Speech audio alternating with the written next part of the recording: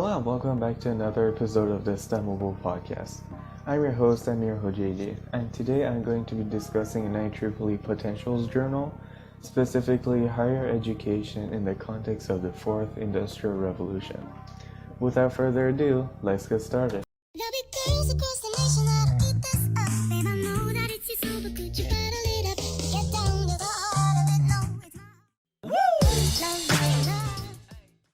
So the whole premise and leading figure of the Industrial Revolution is computing and processing of data.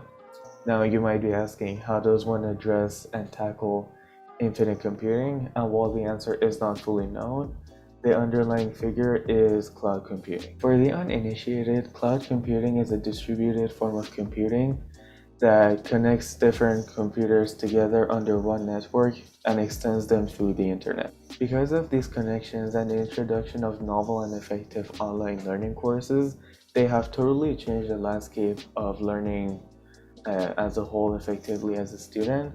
Additionally, COVID-19 has had a severe impact of making different organizations adapt to this new format and media of learning as well. All these changes have created geographical barriers among people and have changed the landscape for education, especially for international students. Now, as these algorithms start to get more advanced and start to develop, the question of cybersecurity comes into play. And to mitigate these questions and issues, we have to start developing better and deeper levels of deeper learning technologies.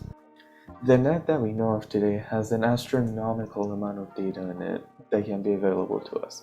However, we don't tend to utilize it as best as possible.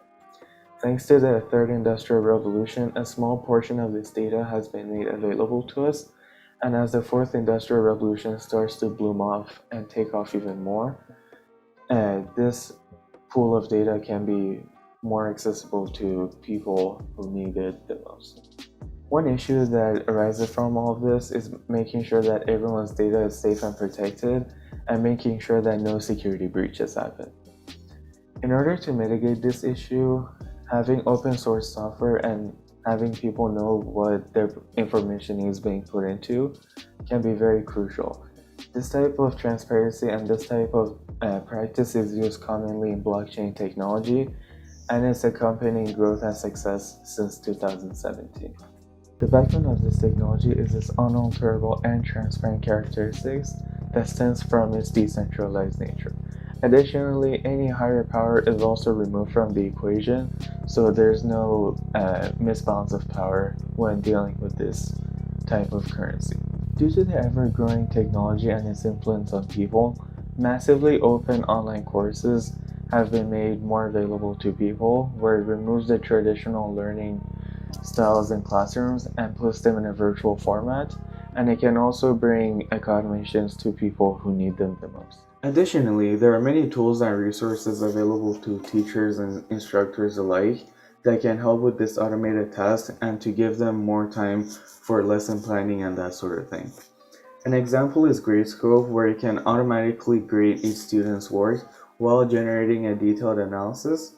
And it can also help with students who are struggling with certain areas in their studies and can help them be better and stronger in those areas. This tool can be so crucial and helpful with tracking and improving students' grades, as it has shown that a larger group of students can be taught in the same instructional manner as a small group of students would. And additionally, instructors can save up to 30% of time, and they can invest that time into other parts of their teaching and classroom experience for students. Many universities, such as the University of Johannesburg, are also implementing digital certificates for the people who complete their courses online as credentialing continues to evolve. This is because of the cloud computing and its techniques that are continuing to evolve on such a rapid scale, and this is one of its effects on education.